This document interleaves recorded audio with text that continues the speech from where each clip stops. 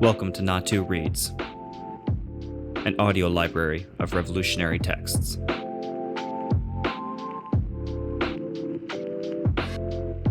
Philosophy is no mystery. Peasants put their study to work. Part 1.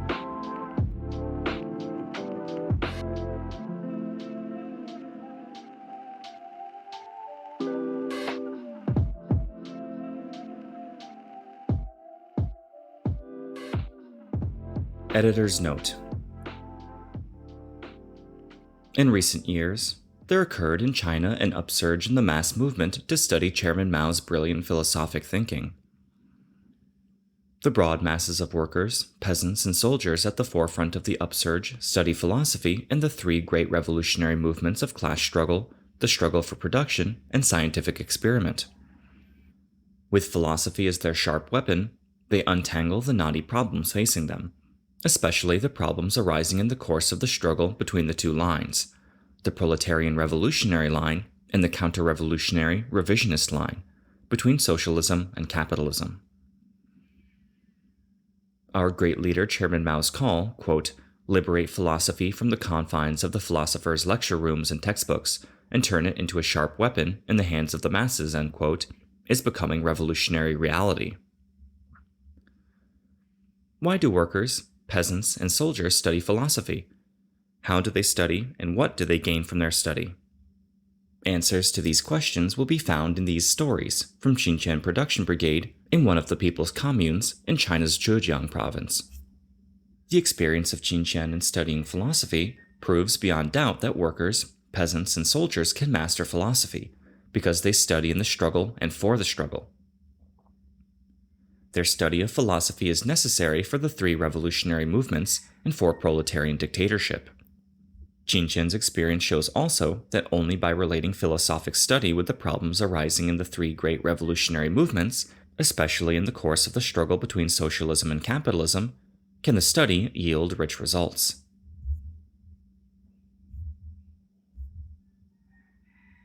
How did the study of philosophy start? What were the contradictions? This collection of accounts from Xinjiang Production Brigade of Jiangshan County, Zhejiang Province, tells something of the commune members' study and application of Chairman Mao's philosophic work on contradiction.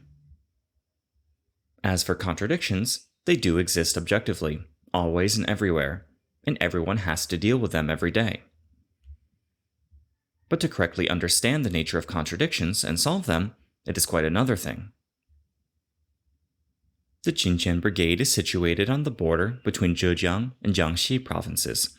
It's more than 800 mu of farmland embracing over 13 plots of loess hilly slopes. The soil was poor, and even when it rained, the water rushed down the slopes and could not be stored. Before the liberation, the poor and lower-middle peasants there lived worse than animals under the heel of Kuomintang reactionaries, landlords, and rich peasants. After the liberation, they received their own land, but because of individual farming, some became poor for lack of labor power or for other reasons, and had to sell their land. Thus, polarization arose. Then, agricultural cooperatives were set up in the Xinjiang area. In 1955, the renegade, hidden traitor and scab Liu Xiaoqi and his agents in Zhejiang province drastically slashed the number of cooperatives in an effort to strangle the cooperative movement. But the poor and lower-middle peasants of the brigade frustrated Liu's scheme. Chairman Mao's timely report on the question of agricultural cooperation supported them. Production developed rapidly. During the 3 years from 1960 to 1962, when China's national economy met with temporary difficulties, Liu Xiaoqi fanned up the evil wind of Sanzi Yibao, which also blew into the brigade. The comrades once again succeeded in repelling it, but not without exerting strenuous efforts. Note: Sanzi Yibao means the extension of the free market, extension of private plots, increase of small enterprises with sole responsibility for their own profits or losses, and the fixing of output quotas on the individual households. End note. For many years, Such cadres as the secretary and deputy secretary of the brigade party branch, Jiang Zhuwang and Dai Xiangmei, actually dealt with contradictions every day. So did the poor and lower middle peasant rank and file of the brigade. Still, they did not understand the nature of contradictions and attributed the difficulties and conflicts they encountered in their work to underdeveloped collective economy and the peasants' low living standard.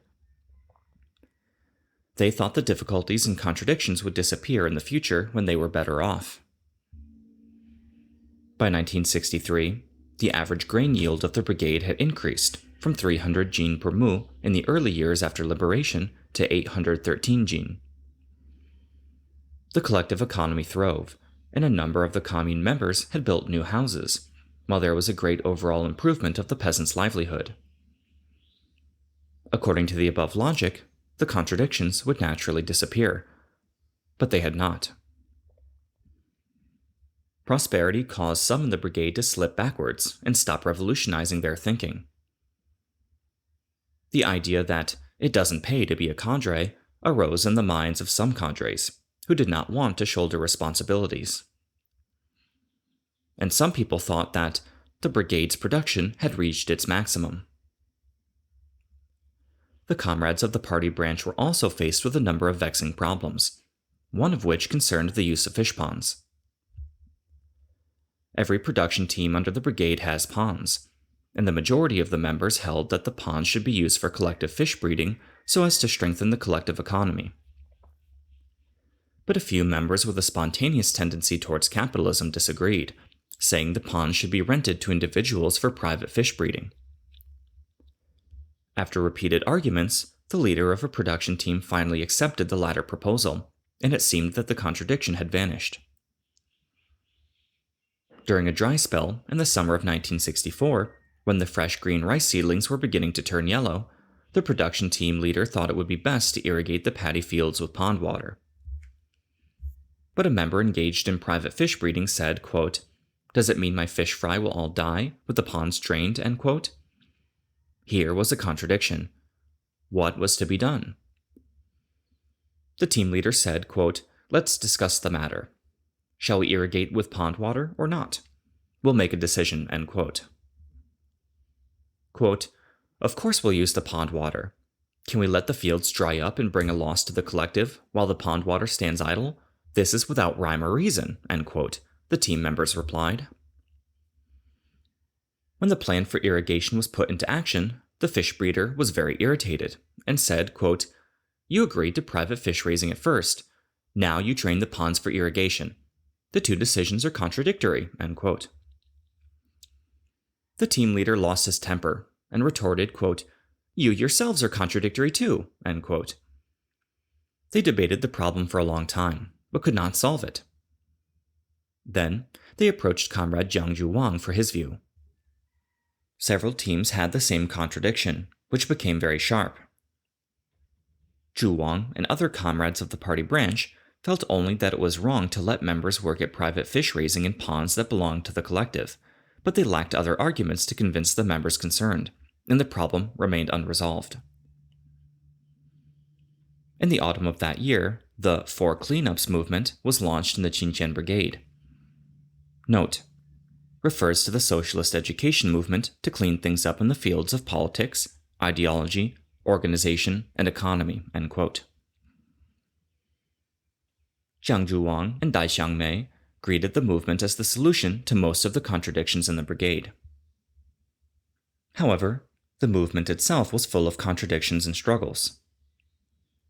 At the initial stage, a work team sent to the brigade followed Liu Xiaoqi's bourgeois reactionary line and checked the family status records as soon as they entered the village, saying that a poor and lower middle class peasants association was to be set up. This association would not admit any peasant from a poor or lower middle peasant family who had been a cadre at any time after the liberation. Thus, the cadres were indiscriminately all brushed aside.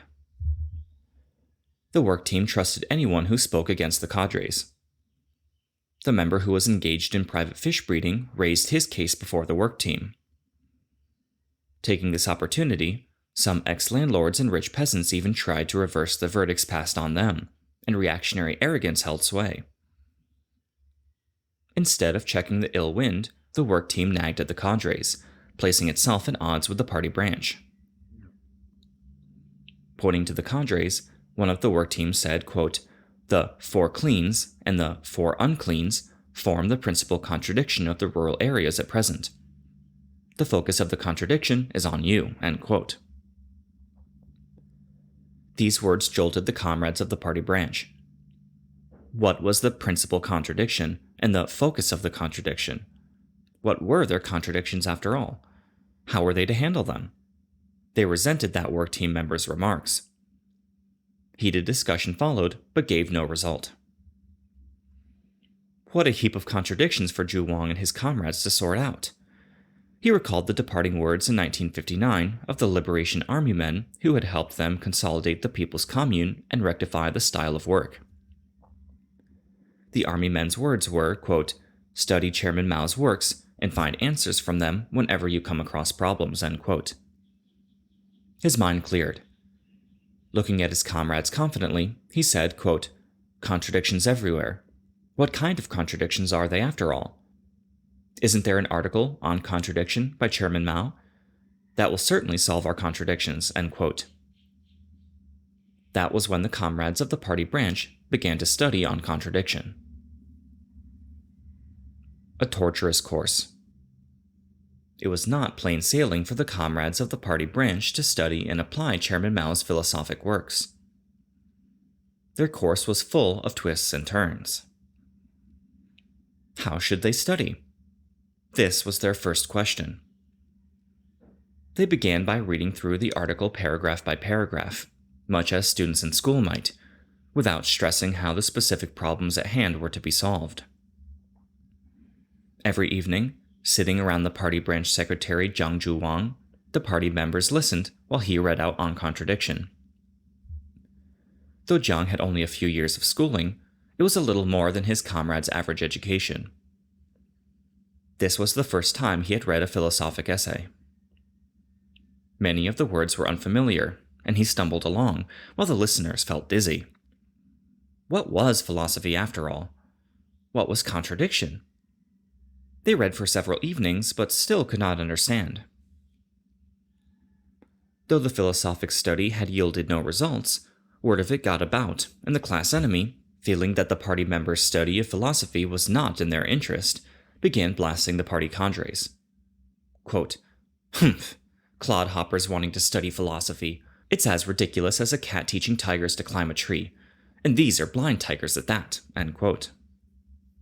Some in the village, with a smattering of education, were influenced by the fallacy that, quote, "philosophy is mysterious," end quote, spread by Liu Xiaoqi and his agent in philosophical circles, Yang Xianchen, and also considered philosophy quite beyond the poor and lower middle peasants' comprehension. At those who had the courage to study philosophy, they sneered, quote, "Do you think you can understand what you're studying? Even when you buy a hat, you have to consider your head size," end quote. While the party branch comrades studied on contradiction, the contradictions in the village kept mounting.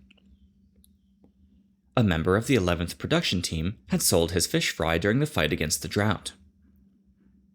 Now, taking advantage of the attack on cadres by some of the work team, he demanded compensation by the production team for his loss due to selling the fry so young. The production team's storekeeper could not decide the issue and asked Zhang Zhuwang's opinion. Zhang said that there should be no compensation. The work team said he was wrong, that he had taken a wrong stand, that a mass meeting should be held to criticize him. The work team even tried to dismiss the 11th production team leader, and the storekeeper was actually replaced by a bad element. The party branch comrades were indignant at this and no longer read paragraph by paragraph, but debated the incident, each voicing his views. All agreed that here was a real contradiction indeed. Why did the work team describe a crystal clear right thing as wrong and a wrong thing as right? Quote, "Why does it trust only some persons with bad records and a serious spontaneous tendency towards capitalism?" End quote, questioned Dai Xiangmei. Another joined in, quote, "I belong to the poor and lower middle peasant class too, and might have been one of those the work team relied on if not for being a cadre for a time after the liberation, end quote. And another said, quote, what is that about the contradiction between the 4 cleans and the 4 uncleans being the principal contradiction in the countryside? Did we cadres all commit the 4 unclean errors? Is none of us any good, end quote? After that, they naturally turned from reading to discussing the practical problems, and laid the article on contradiction aside and failed to apply what they read to help solve their problems. The more they discussed, the more they felt something was wrong, and concluded that the contradictions were complex, and so they could not get a clear picture of them. Then, the work team hurriedly withdrew on New Year's Eve. Like a clap of spring thunder, the 23-point document, some current problems raised in the socialist education movement in the rural areas, reached the village. It had been drafted under the direction of Chairman Mao himself, and greatly excited the comrades of the party branch. They studied this important document word by word and sentence by sentence. In it, Chairman Mao refuted Liu Shaoqi's fallacy of contradiction between 4 cleans and 4 uncleans, and made it very clear that the present movement was to resolve the contradiction between socialism and capitalism. He also emphasized that the majority of cadres are good, or relatively good, and that the main target in the present movement was those party persons in power taking the capitalist road. Chairman Mao's instructions enlightened the comrades of the Xinjiang Brigade, and they combined their study of On Contradiction with that of the 23-point document, and their study with their own experience. They began to realize that of the numerous contradictions, the principal one is that between the proletariat and the bourgeoisie, between the socialist and the capitalist roads. What was the contradiction to be solved in the socialist education movement? It should be the contradiction between the 2 classes and the 2 roads, and not any so-called contradiction between the 4 cleans and the 4 uncleans, or between commune members and cadres. What about the nature of the private fish-raising question? Was it a contradiction between fish-raising and irrigating with pond water? In the final analysis, it was a contradiction between the 2 roads. Many questions, which they had been unable to answer before, became clear once they grasped the principal contradiction. But the party branch comrades' first attempts at integrating theory with practice were by trial and error, and the old force of habit was strong. The old methods of book delving crept back in, and they ran into snags again. For example, though they had grasped the principal contradiction, they still did not understand many concepts, like the principal aspect of a contradiction and others. Quote, is it because we have no education? End quote, asked someone. Quote, perhaps, end quote. Quote, then let's ask someone with a higher education to give us a lecture, give us some enlightenment, end quote. Thus, the party branch invited 3 senior middle school students as their teachers. True, they knew more words and read more fluently than Qiang, but smooth reading was not what the party members required. They wanted to learn to grasp Chairman Mao's revolutionary teachings. They raised the question, quote, what is meant by the principal aspect of a contradiction, end quote. Quote, the principal aspect of a contradiction, end quote, one of the students answered. He hadn't got it either, and became flustered. Quote, the principal aspect of a contradiction is the principal aspect of a contradiction. What's there to explain about that, end quote.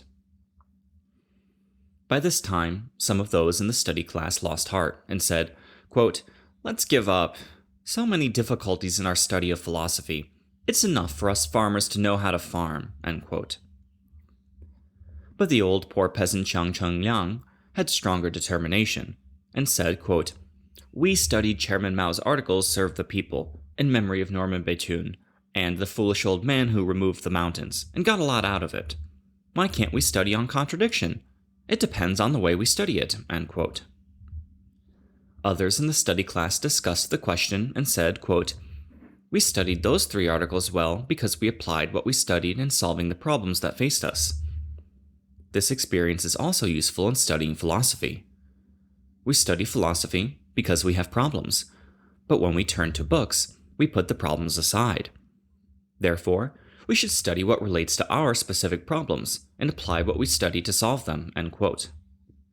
Chang-Ju Wang summed up the discussion thus, quote, "Right, in studying philosophy, we should integrate it with our experience in the three great revolutionary movements of class struggle, the struggle for production, and scientific experiment, and with our ideological problems, and apply our study to solve them too." End quote. Getting results.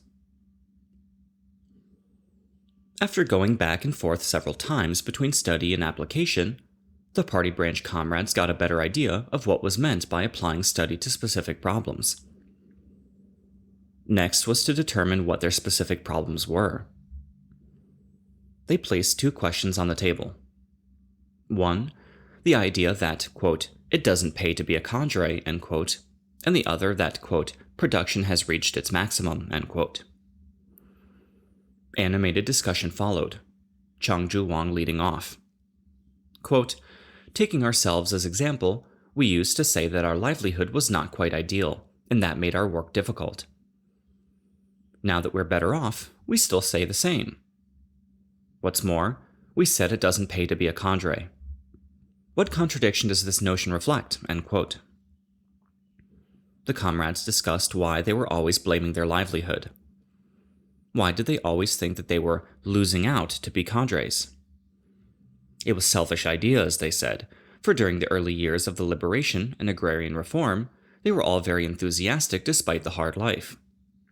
And during the early stage of agricultural cooperation, it was the same.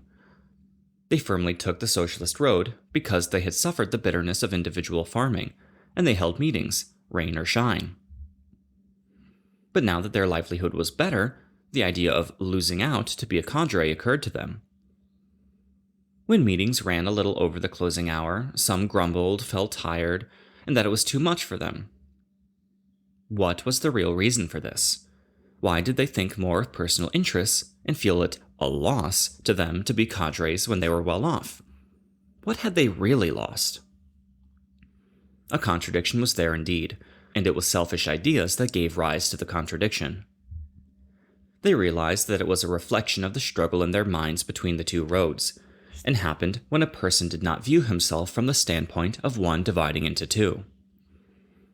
Such a person saw only that he wanted to make revolution, but neglected the danger of taking the wrong road, thought only of his good class origin, but ignored the bourgeois ideas that endangered his thinking. Through such analysis, the party branch cadres could calmly think over the critical remarks the brigade members had made. They cited another example, that of an old cadre of 60 who had been very active during the years of agrarian reform. After agricultural cooperation, when production mounted steadily and his livelihood improved, he began to have a different view of life. He thought of the humiliating life he had led in the old society. Chairman Mao had rescued him from his bitter suffering, and he could now enjoy himself. He built a new house after the liberation, while formerly he had no house of his own. But now he thought it inadequate. There was accommodation for his sons, but scarcely enough for his grandsons as they grew up.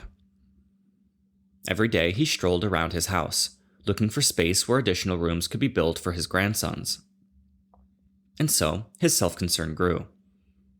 Many brigade members criticized his way of thinking, but he turned a deaf ear. His case served a warning to all. Another question arose. Which aspect of the contradiction was the principal one? Granted, the struggle between the two roads was the main contradiction. At first, some said the principal aspect of the contradiction was those persons taking the capitalist road. Then they studied and discussed fully the theory of the principal aspect of a contradiction in Chairman Mao's article. The working class and poor and lower middle peasants were now the masters and in the dominant position, so they, the cadres, were the principal aspect of the contradiction. The leadership was the key. Once the principal aspect was grasped, there was the solution to the contradiction. As cadres, the party committee members must never forget the poor and lower middle peasants, wield power well on their behalf, and prevent the class enemy from restoring capitalism. the discussions solved the problem, as they established the cadres themselves as the principal aspect of the contradiction, and refuted the idea that it doesn't pay to be a cadre. Thus, the cadres became more enthusiastic in their work. In order to develop production, it was necessary also to overcome the influence of the idea that production has reached its maximum. The 13 plots of land in the production brigade used to be short of water. But now, the problem had in the main been solved, and rice could be double cropped. All that should be done seemed to have been done. Average annual grain yield per mu in 1963 surpassed the targets set in the National Program for Agricultural Development, and the next year it jumped to 824 jin. Many cadres said, quote, "We've reached the production peak. The yield can't go higher," end quote. The party branch got hold of this problem and started a discussion. Changju Wang said, quote, "On contradiction tells us that everything is in the process of development. It's metaphysical and wrong to see things as isolated and static. So let's adopt this viewpoint of development to analyze the idea that production has reached its maximum and see whether it's sound," end quote. They contrasted the past with the present. Cadres who had doubted if the brigade could get 800 jin of grain per mu now saw that the target was not only fulfilled but surpassed. Why had they doubted it then? It was because they thought wrongly that production is at the maximum. Actually, there is no limit to the production potential. The principal aspect of the contradiction was arrived at through such an analysis. They thought back over their experience and drew lessons. There were still many weak points in production, and much work remained to be done. The fertilizer was insufficient, the seeds needed improving, the double crop rice acreage could be expanded, irrigation work had yet to be improved, etc., etc. After the brigade had done all this, production rose greatly in 1965, the grain yield jumping to 914 jin per mu. Seeing the fruitful results of the study of philosophy, the masses took pride in saying, "Chairman Mao's on contradiction really works." A member of the party branch recalled how, at the beginning of the philosophy study, they were said to be like tigers, unable to climb a tree. Quote, "But we were determined to do it. And now we've reached the first branch. With more effort, we'll go higher," end quote. Movement of studying philosophy mounts. Reason for oddities revealed. The Qinqian Production Brigade Party Branch started studying philosophy in 1964, with 12 members taking part. Later, some activists were admitted, and the number increased to over 20. But, at that time, the higher leadership did not encourage their study, so they kept it secret. After half a year, however, word of their study got out and spread. Every time Changju Wang went to a commune meeting, someone would say, half in jest, quote, "Oh-ho, veteran handler of contradictions, so here you are. Help me tackle my problems," end quote. Hearing the Qinqian Brigade members' arguments during work breaks, peasants of other brigades said, grinning, quote, "Why have you still so many problems after studying on contradiction?" End quote. Thus, they often chided Chang and the comrades. At that time, there were many objective difficulties. Liu Shaoqi limited the publication of Chairman Mao's works to oppose the spread of Mao Zedong thought. There were only 4 sets of the selected works of Mao Zedong in the Qinqian Production Brigade, and all efforts to buy more from the Xinhua bookstore in the county town failed. Nor was county authorization available for getting copies from Jinhua and Huangzhou cities. It was an odd thing that the purchase of Chairman Mao's works should be restricted.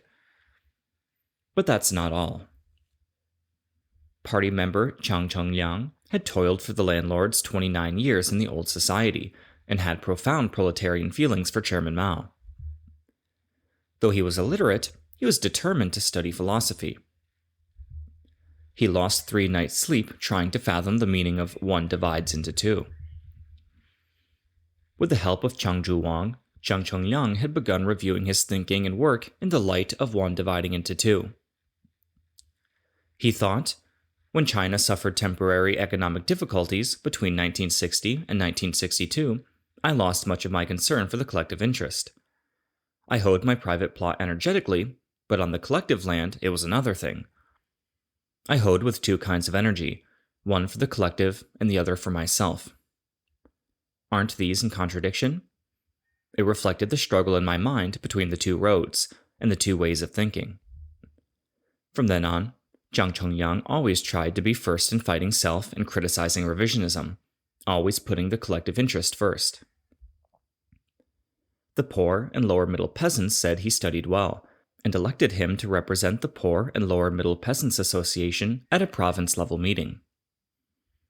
Zhang Chongyang told how he applied Chairman Mao's philosophic concepts to practice. The masses praised his speech and suggested that it should be published in the press. The manuscript went to a capitalist writer in the propaganda department under the former provincial party committee, who read it and shook his head. Quote, I don't believe that an illiterate peasant can study so well, end quote, he said, and suppressed the article. It was the first half of 1965 that this capitalist writer poured cold water on the Qinchen Production Brigade's study of Chairman Mao's philosophic works. Then came the Great Proletarian Cultural Revolution. Responding to the great call of Chairman Mao's big character poster, Bombard the Headquarters, hundreds of millions of revolutionary people throughout the country launched an attack on the bourgeois headquarters, represented by the renegade, hidden traitor, and scab Liu Xiaoqi, and exposed his crimes one after another. Chang Zhuwang and other comrades then understood that it was Liu Xiaoqi who had been the taproot for restoring capitalism. It was he who ordered large numbers of cooperatives to be closed down, and who fanned up the evil trend of Sanzi Yibao. It was he who undermined the great socialist education movement by pushing his bourgeois reactionary line, which was left in form but right in essence, and who opposed the mass movement to study and apply Chairman Mao's works. Through the Great Proletarian Cultural Revolution, Chang Zhuwang and his comrades understood better the inter-party struggle between Chairman Mao's proletarian revolutionary line and Liu Xiaoqi's counter-revolutionary revisionist line, and they heightened their consciousness of the struggle between them. Chang Zhuwang realized that Liu and his agents in philosophical circles, such as Yang Xinchen, opposed the study of philosophy by workers, peasants, and soldiers. The masses were proved to be right. Firmly responding to Chairman Mao's great call to, quote, liberate philosophy from the confines of the philosophers' lecture rooms and textbooks and turn it into a sharp weapon in the hands of the masses, end quote, the people determined to push forward the mass movement to study philosophy. To the fore in class struggle. The struggle between the two classes, two roads, and two lines in the Great Proletarian Cultural Revolution grew tense in the autumn of 1967. Just at this crucial moment, the Qinchen Production Brigade was hit by an unusually serious drought, and all the 4 reservoirs and 83 ponds dried up. The soil in the rice paddies became rock hard, and most of the late autumn crops withered. The situation seemed desperate. Some people lost heart.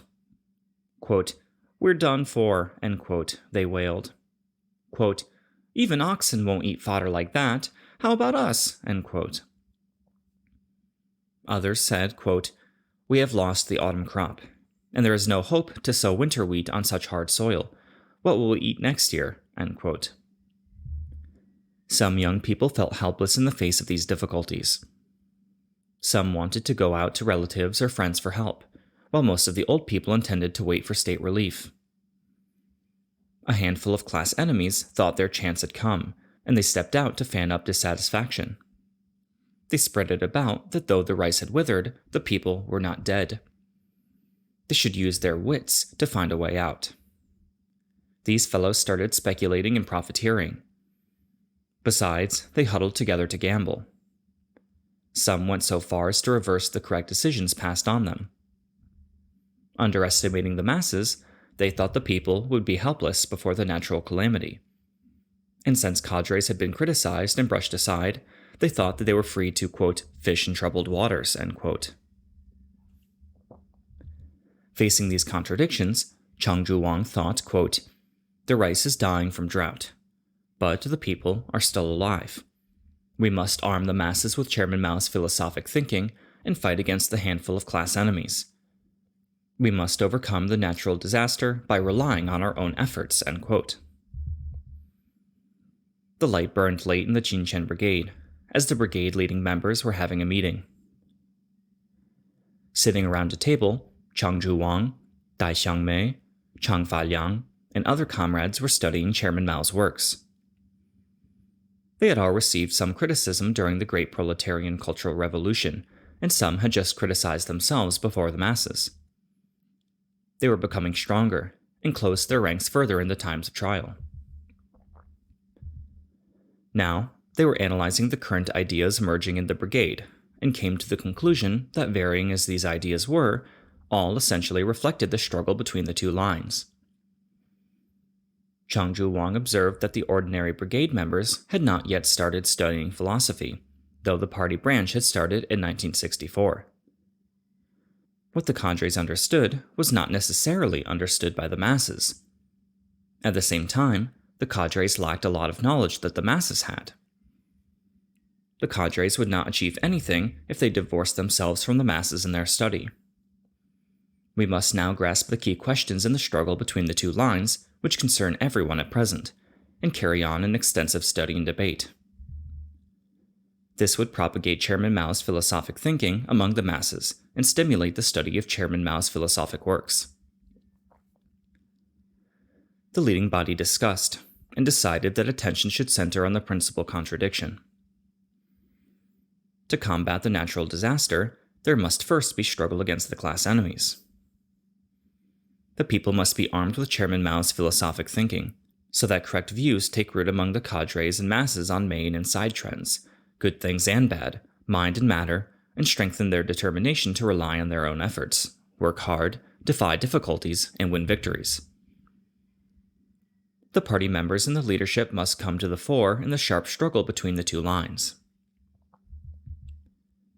But a handful of class enemies in the neighborhood set out to undermine the brigade's mass movement to study and apply Chairman Mao's works. One of these enemies said, quote, it was claimed there was no gambling or speculation in the brigade. I don't believe it. Now persons in power like Chang Zhuwang and Tai Xiangmei have to behave themselves. I had not gone in for gambling at Jinchen, and now I'll go and have a try, end quote. This handful of class enemies, who had been drinking, met at a bad person's house in the brigade. That afternoon, a lad reported to the brigade leading group that several drunken characters from an unknown place were gambling there. They called themselves members of a so-called, quote, Iron Bastion fighting team, end quote. A challenge from class enemies. Chang Zhuwang and his comrades made up their minds to take up the challenge and repulse these class enemies. They would need to be both bold and careful.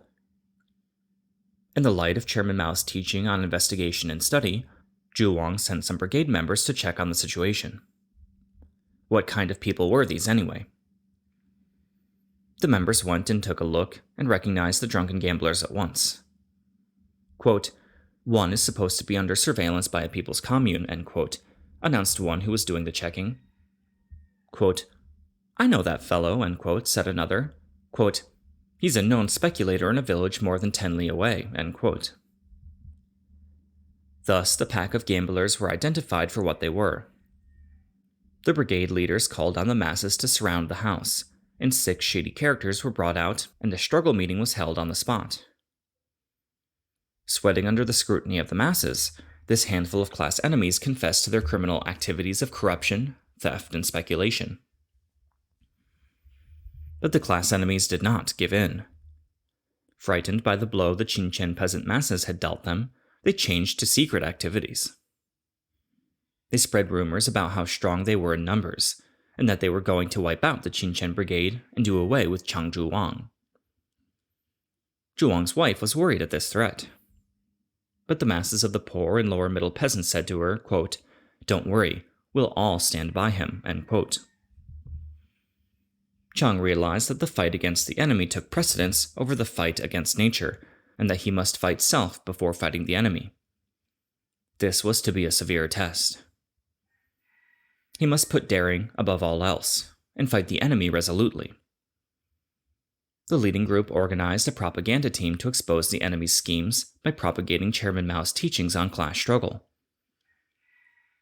The enemies wrote anonymous letters to Chiang and others, while they replied by putting up open letters to the handful of enemies. After some time, these bad elements decamped and hid in a gully on the border between Zhejiang and Jiangxi provinces, imagining they would be safe there, as they could run into Jiangxi province and claim they belonged there in case the Zhejiang peasants went after them. They would reverse their direction and story if the peasants of Jiangxi tried to capture them. But it was not like that. With the help of the poor and lower-middle peasants of other brigades, the revolutionary masses of Qinchen soon took them into custody. There was only a dozen of them, a mere handful of the dregs of society disguised as the Iron Bastion fighting team, which collapsed once the masses got together to struggle against them. Big argument and hard struggle. Chang Zhuwang and others of the brigade leading group determined to follow up the victory over the class enemy. They called the brigade members together to study Chairman Mao's philosophic concepts in preparation for the fight against nature with the same revolutionary spirit as in fighting against the class enemy. At the meeting, all discussed enthusiastically the struggle against class enemies, and how they had smashed them. Quote, "A good lesson to those scoundrels, huh?" End quote, said someone. But when they talked about the situation of the brigade, many expressed lack of confidence in overcoming the natural difficulties. Chang Qianwen, brigade instructor in Chairman Mao's works, stood and read the following teachings of Chairman Mao. Quote, "The way these comrades look at problems is wrong. They do not look at the essential or main aspects, but emphasize the non-essential or minor ones." End quote. Then the instructor said, quote, "I think some comrades are concentrating on minor aspects. We must make overall analysis and see the situation as a whole. For example, we used to have only 4 sets of the selected works of Mao Zedong, and not a single copy of quotations from Chairman Mao Zedong. We spent a lot of time copying down the quotations by hand. Now every one of us has books by Chairman Mao, and never before has Mao Zedong thought been disseminated on such a big scale. Isn't the situation very encouraging?" End quote. Someone added, quote, "That's right. The masses have been mobilized, and Liu Xiaoqi has been overthrown. The situation really is excellent." End quote. Quote, "By the way," end quote, Chang Qianwen continued, quote, "the class enemies coming out into the open was not bad, but a good thing, which has been proved by our own experience. We just smashed the demons one after another and tempered ourselves in the struggle." End quote. Through the day-long discussion, the brigade members began to have a clear idea about the general situation. Then they switched to the question of how to overcome the current difficulties. An old production team leader stood up, pipe in hand, and said aloud, quote, "I say we should still put politics in command. When we had insect pests in 1964, the other production teams suffered little loss, because they worked hard to eliminate the pests while our team slackened its effort and didn't bring the human factor into full play, and this brought big losses of our rice crop. We must have politics in command." End quote. Dai Xiangmei surveyed the brigade members and said, quote, "This used to be a poverty-stricken place, and that was a bad thing. But poverty gives rise to the desire for change. After working hard and making revolution, we had good harvests year after year and ended the backwardness. We turned a bad thing into a good one, but we became complacent and neglected water conservancy construction, and now we are suffering for it. In this case, we turned the good thing into a bad one." End quote. She continued in a strong voice, quote, "Our discussion today is aimed at changing this bad thing back into a good one." End quote. The instructor again led the poor and lower middle peasants in studying Chairman Mao's teaching. Quote, "We must learn to look at problems all-sidedly, seeing the reverse as well as the obverse side of things. In given conditions, a bad thing can lead to good results, and a good thing to bad results." End quote. Chang Zhuwang illustrated this in the light of local conditions. Filled with confidence, the brigade members acknowledged that their difficulties were really great. The water had dried up, the land was parched, and the rice seedlings dead. However, while making the people suffer, the drought had put them to the test. It was like the soil. On the one hand, it was hardened by the sun. On the other, it was good for cultivation, having been fallowed. In given conditions, a bad thing can be transformed into a good thing, and disadvantages into advantages. So long as the poor and lower middle peasants follow Chairman Mao's teachings and are united, they will overcome not only the class enemy, but also natural disasters. Revolutionary mass criticism followed. The poor and lower middle peasants pointed out that the two different attitudes towards difficulties were, in essence, a reflection of the two world outlooks and the struggle between the two lines. Either going out to friends and relatives for help or seeking aid from the government was no way out. The only correct way to surmount difficulties and transform bad things into good ones was by relying on the collective and working hard in the spirit of self-reliance. After 3 days and evenings of studies and discussions, the brigade members' thinking was unified around Chairman Mao's philosophic concepts, and early the next morning, they hoisted the board inscribed with this quotation from Chairman Mao. Quote, "Be resolute, fear no sacrifice, and surmount every difficulty to win victory." End quote. They set about fighting nature with hoe, water pail, and shoulder pole. When the land was too hard for the plows, they turned it up with hoes. They carried water from a distance in pails on shoulder poles. The leading cadres, such as Chang Zhuwang and Dai Xiangmei, got up earliest in the morning, returned home latest, and always encouraged the brigade members. They said, quote, "As we carry water in a fight against drought, we are following the revolutionary line of Chairman Mao. Victory is ours if we stick it out." End quote. After 2 weeks of hard struggle, the land was covered with green wheat seedlings. Once, when the peasants were studying philosophy in the fields, Chang Zhuwang asked, quote, "Where did these seedlings come from?" End quote. The leading cadre of the 3rd production team answered, quote, "They're sprouts from our study of Chairman Mao's teaching of self-reliance and hard work." End quote. The leader of the 9th team added, quote, "They're also sprouts from our study of Chairman Mao's philosophic writings and of our own hard work." End quote. Chang Zhuwang summed up by saying, quote, "Yes, Chairman Mao's philosophic thinking directing our effort in conquering nature yielded a good crop on dry land.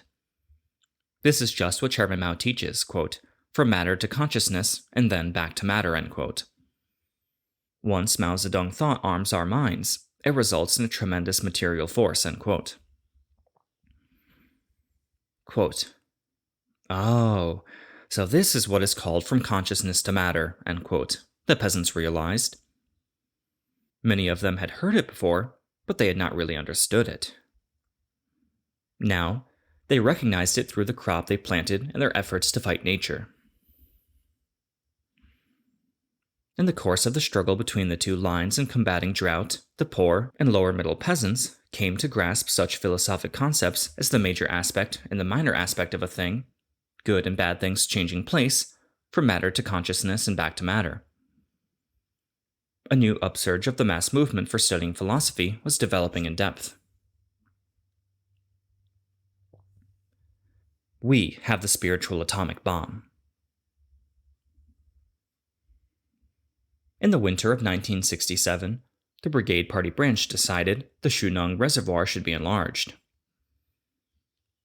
Construction of the reservoir started before the Great Proletarian Cultural Revolution, but the work went ahead very slowly because the leadership paid exclusive attention to the results brought by the hoe, and failed to grasp man's thinking and put proletarian politics in command.